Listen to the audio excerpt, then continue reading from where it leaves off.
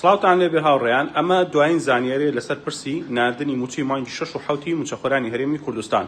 بڕیار وایە ئەم هەفتەیە شاندێکی تەکنیکی وەزارەتی دارایی حکوومەتی هەرێمی کوردستان سەردانی بەغداد بکا و لەگەڵ تیمی تەکنیکی وەزارەتی دارایی عێراق کۆب بێتەوە. ئەم شاندە وەکو خۆیان دەڵێن موچەی مانگی 6 مان مسۆگەر کردووە، ئەوەی ماوەتەوە دین گفتوگۆ لەسەر موچەی مانگی 7 دەکەین. شاندەکە هاوشێوەی یاخود هەمان شاندی هەفتەی ڕابردووە کە لە بەغداد بوو. گفتوگۆکان لەسەر ناردنی یاخود داهاتی نانەوتیە. حکوومەتی هەرێمی کوردستان دەڵێ نیوەی داهاتی فیدراڵی دەنێرم، بەڵام حکوومەتی عێراق دەڵێ نیوەی داهاتی گشتی ناوخۆی هەرێمی کوردستانم دەوێ. ئەمە گفتوگۆکانە. حکوومەتی هەرێمی کوردستان هێشتا سوورە لەسەر داواکاریەکانی، لە بەرامبەریشدا بەغدا سوورە لەسەر داواکاریەکانی. بڕیارە ئەم هەفتەیە شاندەکە گفتوگۆی زیاتر لەسەر ئەو پرسە بکەن.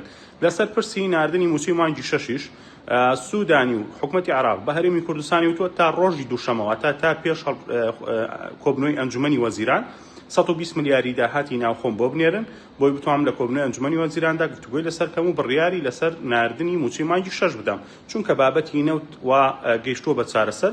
یعنی لێرە و لێوە باش لەوە دەکرێت لەم هەفتەیەدا ڕەنگە نەوتی هەرێمی کوردستان هەناردە بکرێتەوە. لە هەمان کاتیشدا ئەو لێک تێگەیشتنی کە ئیمزاکراوە لەسەر هەناردەکردنەوەی نەوتی هەرێمی کوردستان باش ڕۆشتووە و تیمی نەوتی وەزارەتی نەوتی عێراق لەگەڵ سامانە سروشتەکان گەیشتون بە ڕێکەوتنێک بۆ هەناردەکردنەوەی نەوتی هەرێمی کوردستان ئەو بڕی کە ئێستا لەبەردەستایە.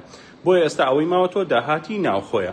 هەر کات داهاتی ناوخۆ ڕەوانی بەغداد کرا لە هەمان کاتیشدا لە کۆبنەوەی ئەنجومەنی وەزیراندا بڕیار لەسەر ناردنی موچەی مانگی 6 موچەخۆرانی هەرێمی کوردستان دەدرێت.